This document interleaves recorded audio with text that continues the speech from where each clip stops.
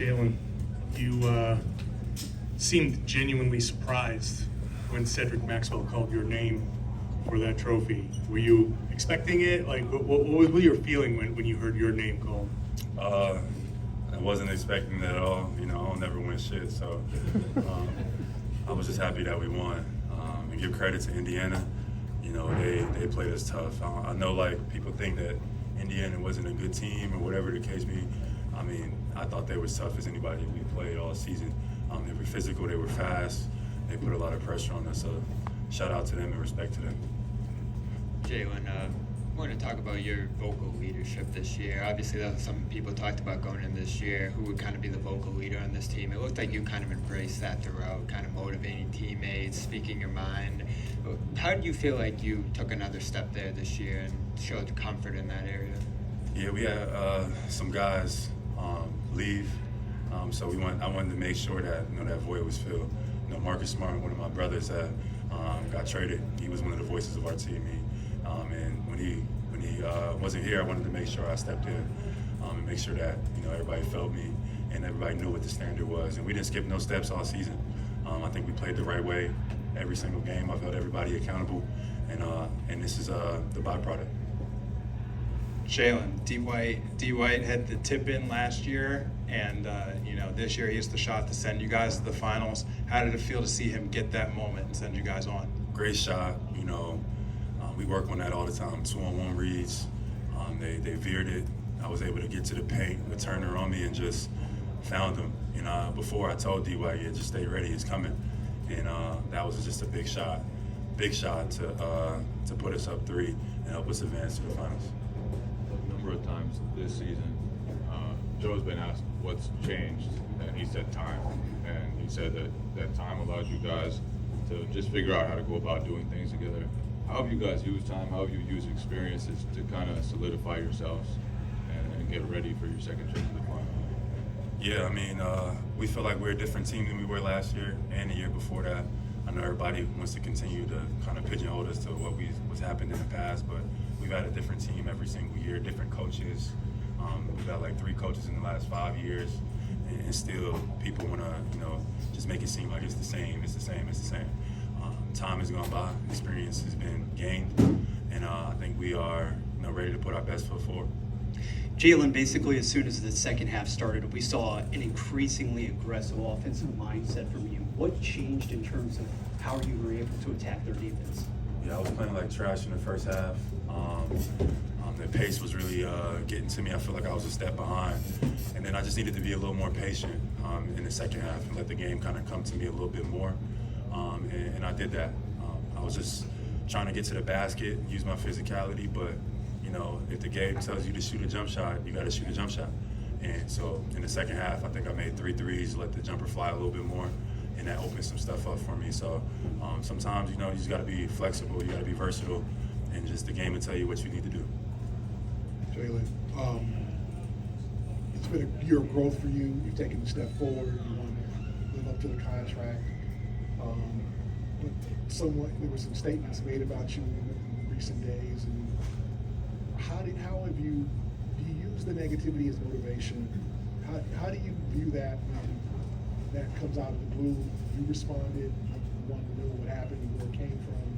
And how do you motivate? How does that motivate you when it seems like there's just the negativity, criticism keeps coming? Just embrace it. At this point, I'm at that phase in my life where I just embrace all forms of negativity or whatever the case is. Some stuff I don't understand. It ain't meant for me to understand it, but I just know who I am and what I stand for. Sometimes makes people feel uncomfortable, and sometimes I miss out on things. I miss out on opportunities, awards, marketing deals, or whatever the case may be.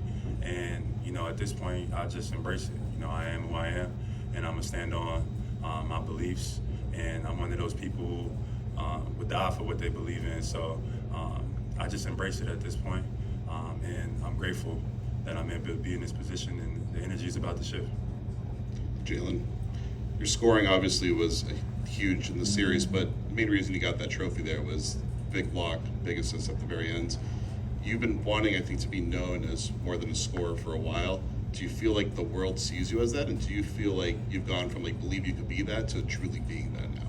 I think I'm one of the best two-way wings, guards, whatever you want to say in this game. You know, I thought this year I've taken a level and I've increased it. I took the matchup. I picked up guys full court. I chased guys off screens. I battled with bigs, and you know, I felt like I should have been all defensive. And that probably hurt me the most because that's one of the things that I set out in the season that I wanted to be. But you know, as time has gone by and I got to this point, like I stopped caring, and I just embrace. I don't care who sees what, as long as my team knows my value, my city knows my value, my family. That's all I really care about. But you know, I like to set my hat on just being a versatile two-way wing, and can do both at any point in time. And the last kind of 4 minutes of this game, you saw that. Jaylen, you guys obviously had some big comebacks in the series, some powerful finishes. What do you think you guys kind of learn in these situations, and how can it maybe help you moving forward in the finals? Execution down the stretch. I thought that we made some big time plays and some shots. Defensively, I thought we got some good film to be able to see that, break that down, and see where we can improve.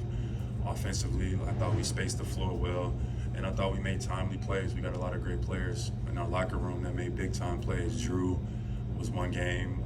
D. White was this game. Al was another game. JT. We've all been able to take turns just being able to make impactful winning plays, and that's what it's about. John, how much did you guys practice late game situations this year? Like how much of an emphasis was that, and was it more than in previous seasons?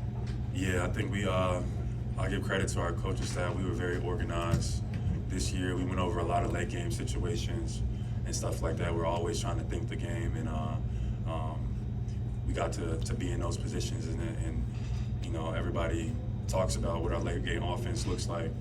And I thought we got some great opportunities in this series to display that, you know, and we came out on top, so that was great. Joe? Jaylen, can you take us through what happened with the play with TJ? The play with TJ, where I fouled him? Yeah. I was just going for the ball.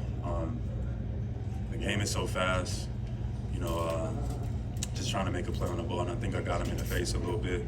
And, you know, TJ's my guy. I got nothing but respect for TJ McConnell. We talked throughout the year. We talked even before the series, man. TJ is a dog. When I said that some of those guys are turned into Michael Jordan, TJ McConnell is who I was talking about, man. He was like one of the more unstoppable players on that team. So, you know, I didn't mean no harm. You know, I got him in the face a little bit, but rub some dirt on it. Hopefully it'll be all right.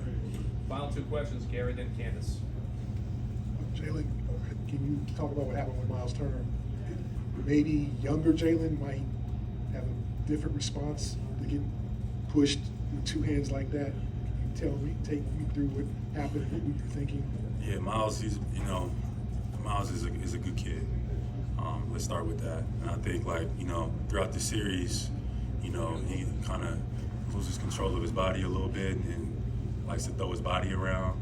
And we got the offensive foul, but, you know, I was just letting them know, just watch it. I don't think it was nothing, like, crazy. I didn't push him extremely hard or nothing like that, but emotions is fine. You know, he feel like, you know, he's at home. He got his family watching and stuff. His girl was probably watching, so he had to do something. But, you know, Miles is a good kid, and I've known Miles for a long time. We good friends, so, you know, it's all love. Final question, Candace. Jaylen, you talked about the differences between the last couple of years. Besides being older and wiser, personally, how did the moment at the buzzer feel different than the moment at the buzzer 2 years ago in Miami? I mean, yeah, completely different, you know, from winning to losing. But even in the sense that if we didn't, whatever, regardless of the result this year, just, you know, just internally, you know, I've been able to, you know, focus more on myself in terms of like keeping my composure, you know, managing like that game anxiety and stuff like, and keeping your mentality, keep going. Those are stuff that I think from last year to this year that I was able to work on and improve on. So, you know, regardless of the result, I thought that was, this year has been my best year in that regard. Thank you, Jaylen. Thank you.